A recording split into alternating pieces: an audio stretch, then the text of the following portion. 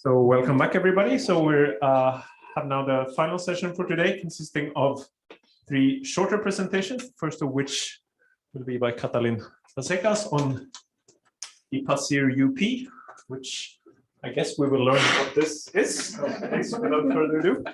Thank you. I don't know, first, can you hear me? So is it working? Okay. So welcome, everyone. Thank you for, I'm Katalin Fazekas, and I will present here joint work with Aina Nimetz, Matthias Freiner, Markus Kirchweger, Stefan Seider, and Armin Dire. And I will start with trying to explain what I mean under user propagators. And for this, we just first have to take a look at how SAT solvers are currently used. So usually when we use a SAT solver, we have a real life problem. We encode it into pure propositional logic, and then we give this formula to a SAT solver, which will give us either a solution or a refutation, which then can be mapped back to an answer to our actual real life question. So for example, when we are working in verification, we can map back the answer to a potential buggy execution of our system. Or if we are interested in some graph theoretical questions, then we can establish certain properties by using the refutation produced by the solver. So this is the most standard case how SAT solvers are used, and it's working pretty well. But there are certain cases when our actual problem is just simply too large to be expressed in pure propositional logic, or we might even have constraints which simply just too large. Let's assume it now first. And also, even if we have a very large formula, it's often a case that only a very tiny portion of it would have been enough to show that the formula is unsatisfiable, or we might have certain type of constraints which can be reasoned about way more efficiently in other logics or in other tools. And we see that in these use cases, this standard SAT flow is not necessarily the smartest thing what we can do. So one way how we can address these problems is to use incremental SAT solvers, which are allowing us to start with a partial representation of our problem. So we do not encode the whole problem, only just an initial section of it. And once we give it to a incremental SAT solver, based on the answer of the solver, we refine this representation of the problem by extending it with further clauses, constraints, and potentially with assumptions, which we already know, hopefully, that they are like temporary unit clauses, which are holding only one SAT query of the solver. And then we add this extension to the exact same SAT solver, which we used previously, which will give us then a new answer with respect also to this refinement. And we repeat this refinement loop until we find a solution which is indeed solving our actual problem. So that's the simplest representation to see how incremental SAT solvers are used. And we see that this is already slightly better than the previous case because we start with a way smaller formula. And even though we solve more than one SAT query, they are very close to each other, and the SAT solver can efficiently reason about them. So performance-wise, we are still good. And we even have these assumptions which are allowing us to a little bit guide the search of the solver.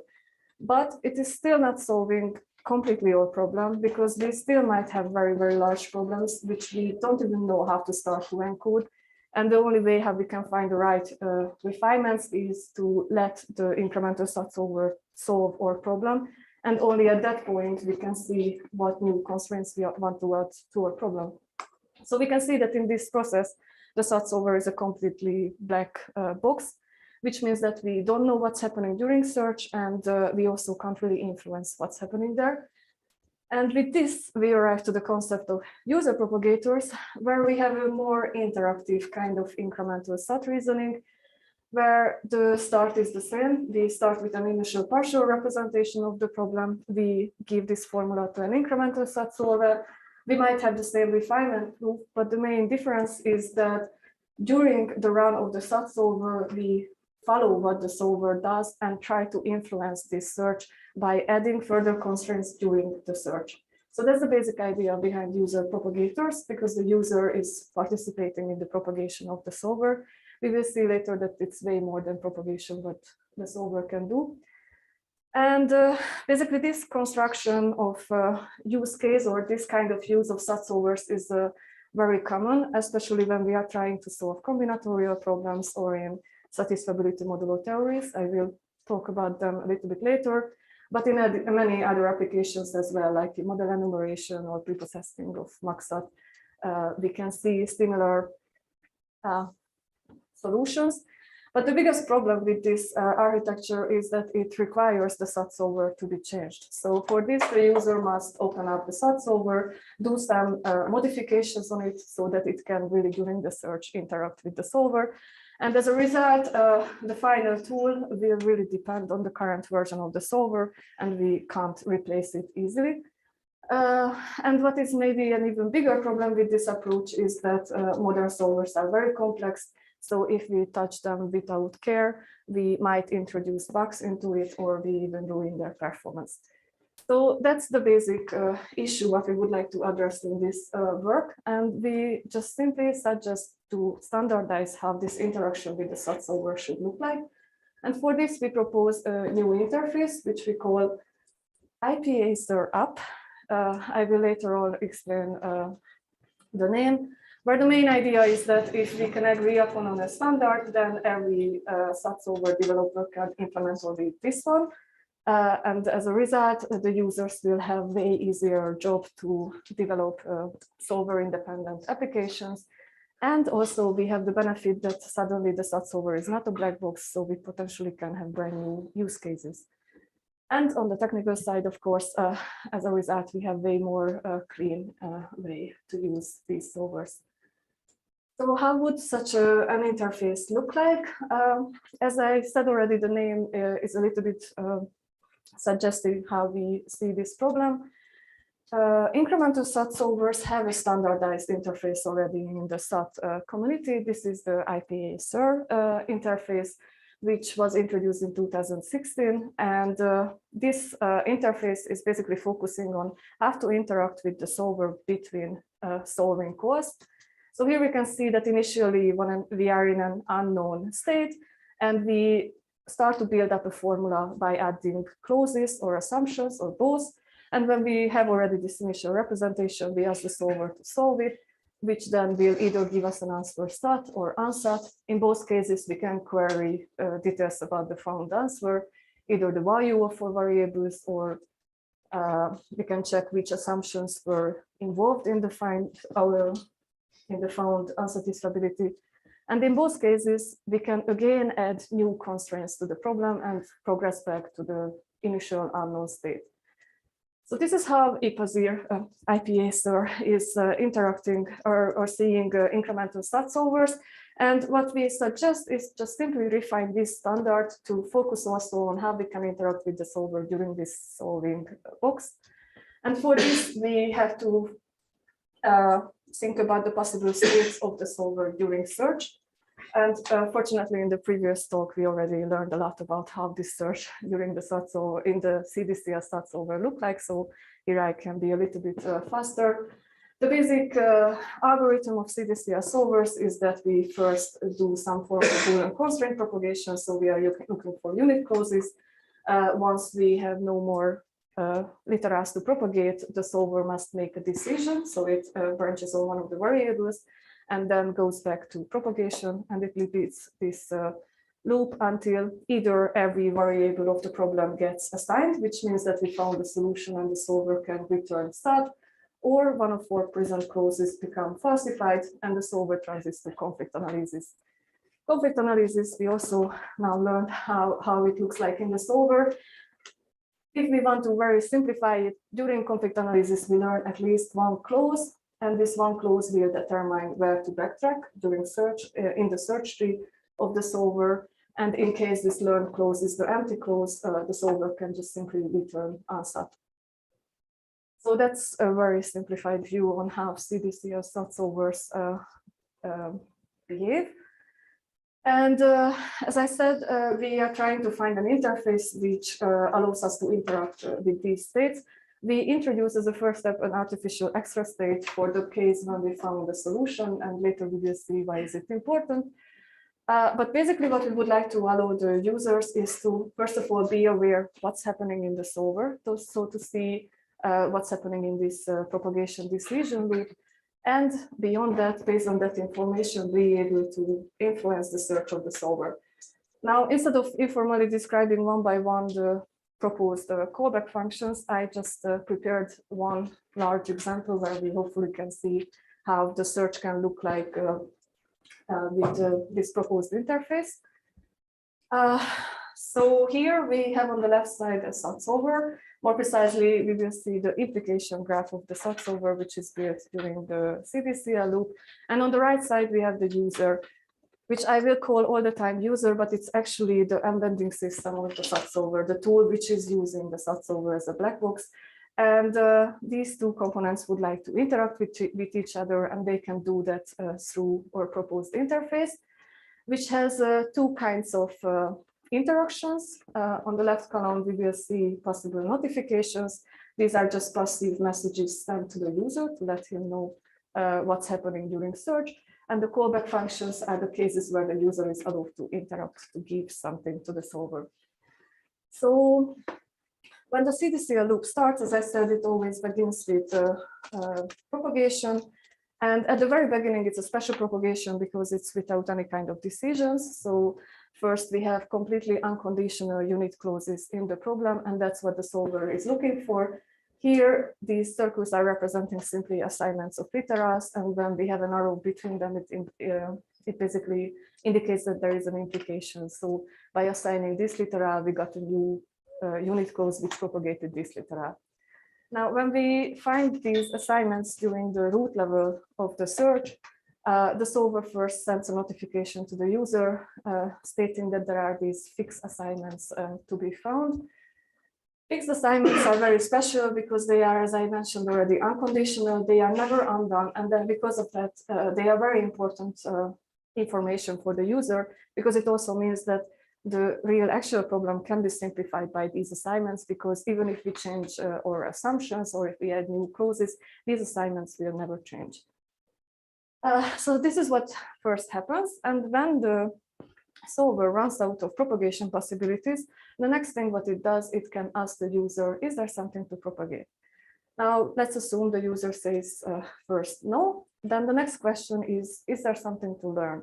So the idea is that whenever propagation is over, the user has the possibility to tell if there is something to propagate or there is some new constraints to be added to the problem. And in this case, in both questions, the answer was no. So the solver knows that, okay, now we have to make a decision. So a new decision level is to be started. But before choosing the variable based on its own heuristic, as it normally would happen, it can again ask the user, maybe, is there a decision to be made? And let's say in this example, the user says, yes, please pick U1 as the next decision in that polarity. And then the solver will take this instead of its own preferred decision and notifies the user that a new decision level now officially started. And after that, the propagation starts again, because as I mentioned, it's decision propagation loop in the search. And all the found propagated literas are also reported to the user. One tiny detail is that even if the user does not override the decision, it also has the possibility to fix the polarity, as we saw it in the previous talk. So that's also part of the interface. So after propagation is done, again, we ask the user, is there something to propagate? Is there something to learn? So the pattern is very simple. Now let's assume that the user answers no for all of these questions until one point when the user says, yes, I would like to propagate not X. What happens inside the solver at that point is that we take the current decision level of the search and we put there this litera, what we just got from the user, but we can see that there is no incoming edge into it because we don't know what is the reason of this propagation. But and we actually don't even know which level it belongs, so we just put it to the current one and notify the user that it indeed got assigned. After that, now let's assume the search continues and that at a certain point the user says that there is a clause to be learned. In these situations, this clause can be completely arbitrary. So it can be the empty clause, it can be a completely irrelevant clause, it can be a propagating clause, or as in this example, it can be a falsified clause. Now, if the solver learns a falsified clause, like in this example, because let's assume that we already propagated y to be true, and actually the user propagated for us x to be false. Now, if we learn this clause, then the solver immediately transits into a conflicting state. and it must analyze what happened in this conflict. But before doing that, we first have to take care of the external propagations of the user. So the solver must check if every relevant propagation in the conflict graph is properly explained or not. And this means that we have to ask the user for each of only the useful external propagations, what was the reason clause of this propagation step. And when the user gives this us, we can determine the actual location, the actual assignment level of the propagation, and we can find the proper place to it, so to say, in the implication graph.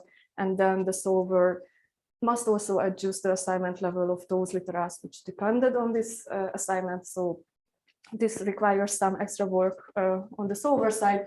But the main point that after it can fall back to the same conflict analysis and as in the normal CDCL implementations. And once this conflict is analyzed and the driving clause is derived, the solver will backtrack. Yes? So the explanation will be like a clause or? Yes, because we need it for the conflict analysis for the resolution. So this is, I think, is unavoidable to be a clause.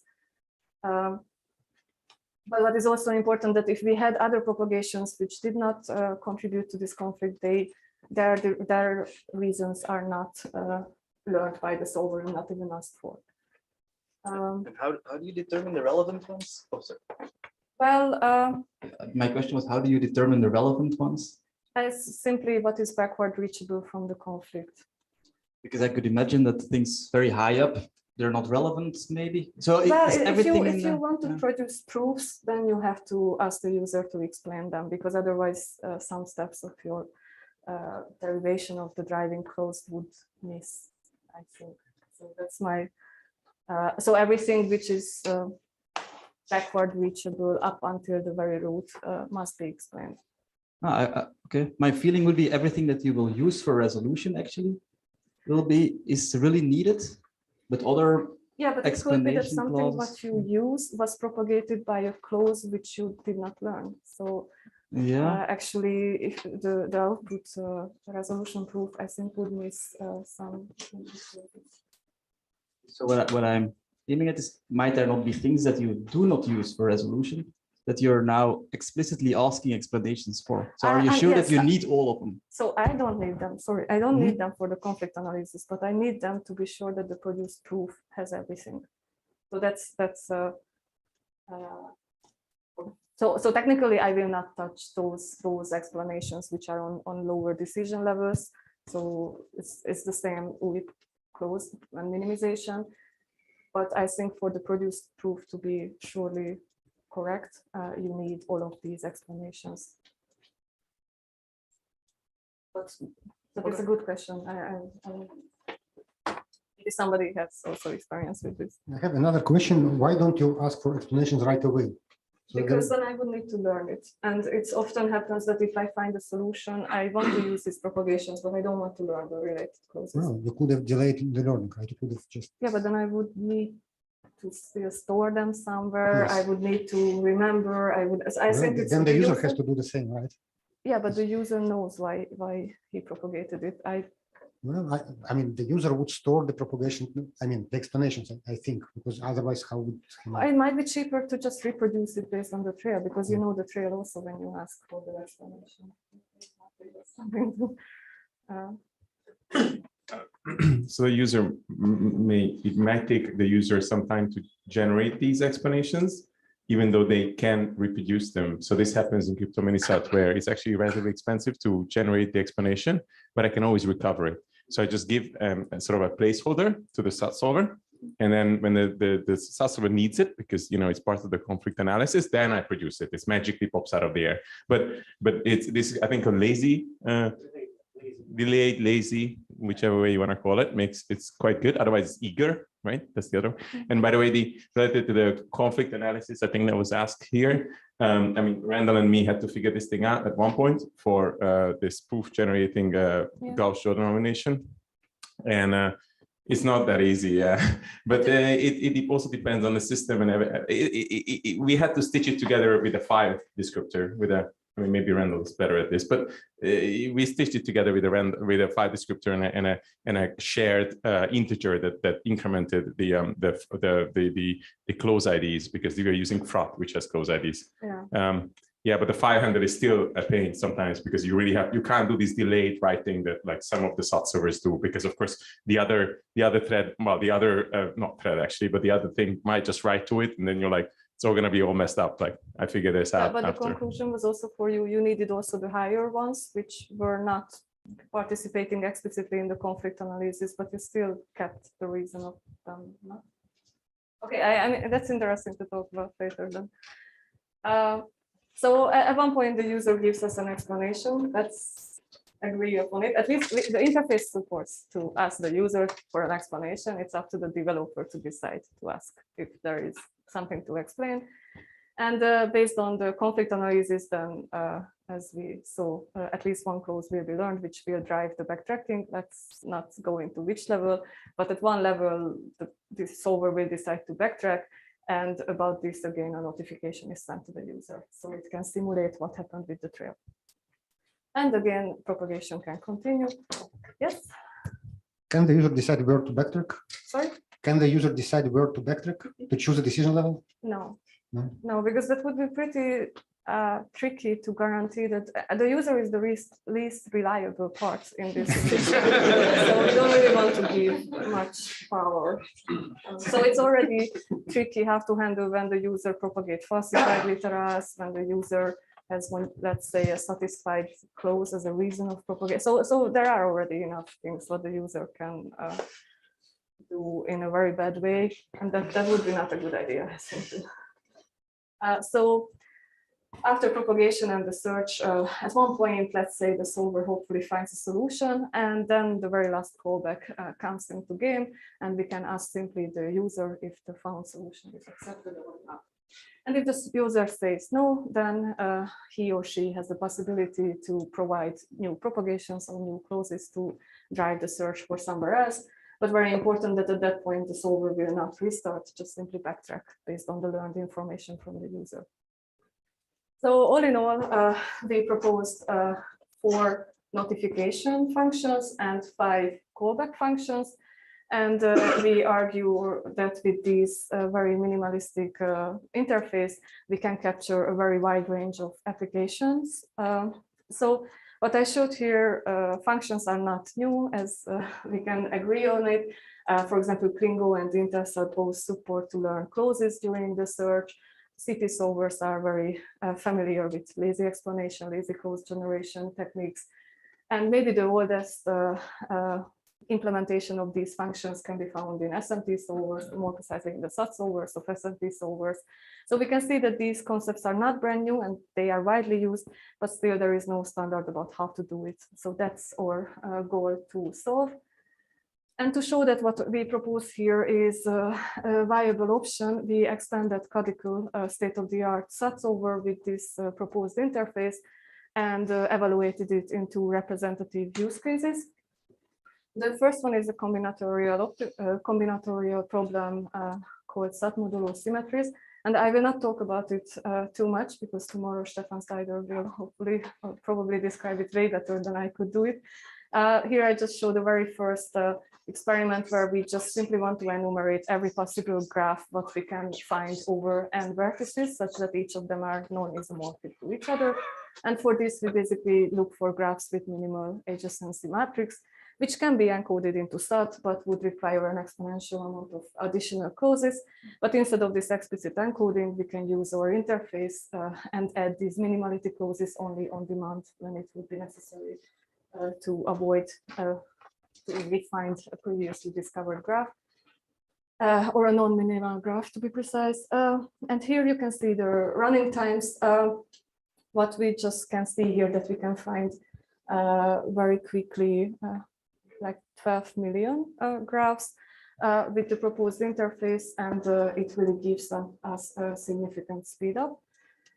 But as I said, I will not go more into the details of this experiment. The other experiment what we did is in the context of Satisfiability Modulo Theories, where we would like to decide the satisfiability of a first order formula with respect to some background theories, like arrays, bit vectors, or arithmetics, and this is very important in the domain of verification, synthesis, and further applications.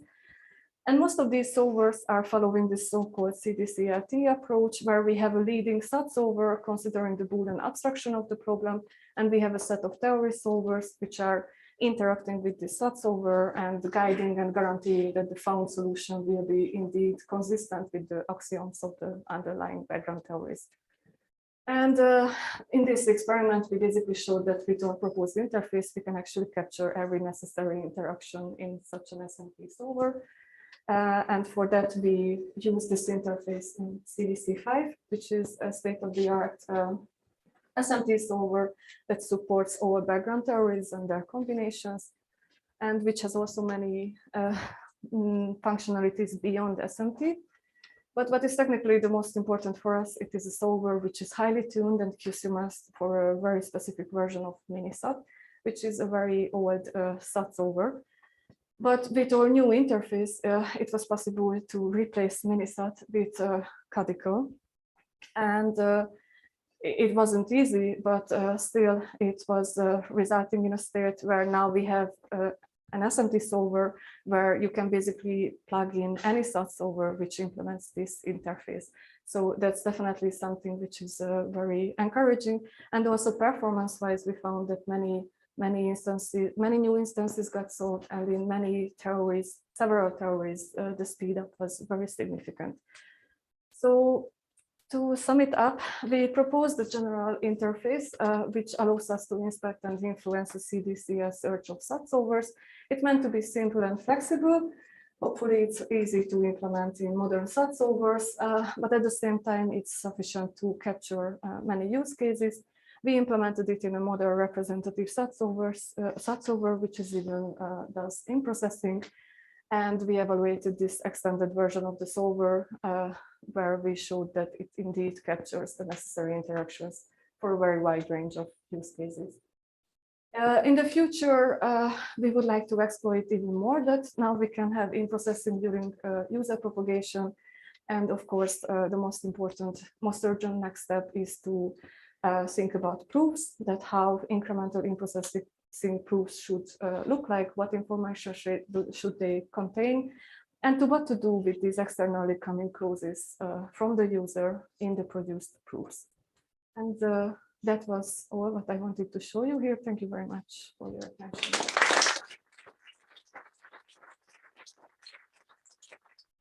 Questions for Katalin?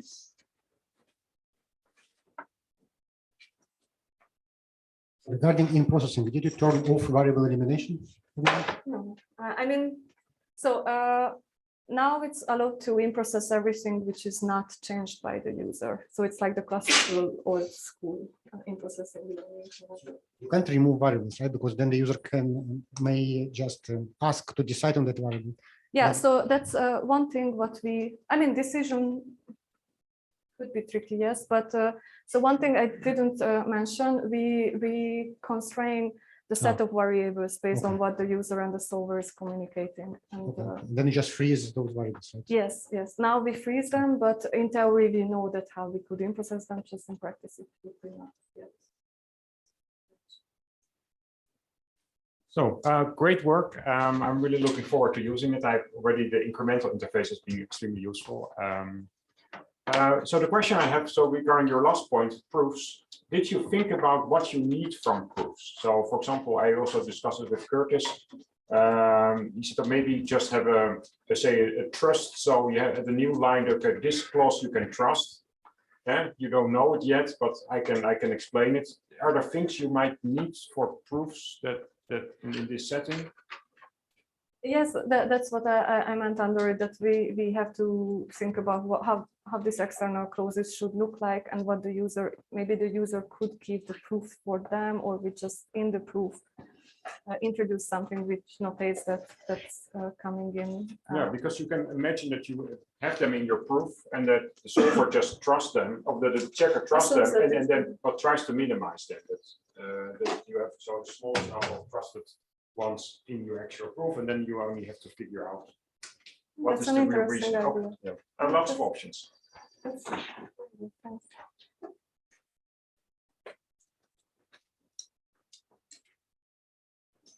So can I see this user interaction as a theory solver as well? Like in the SMT, like if it would be like you can propagate and explain.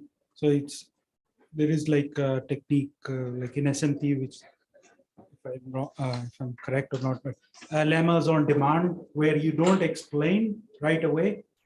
But when you need to explain for the conflict analysis, then the theory solver will produce Yes, the clause.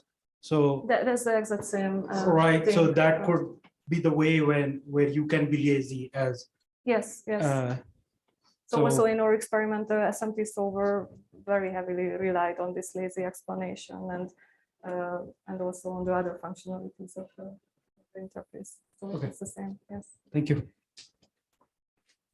I think we should move on to the next talk. So let's thank Katalin.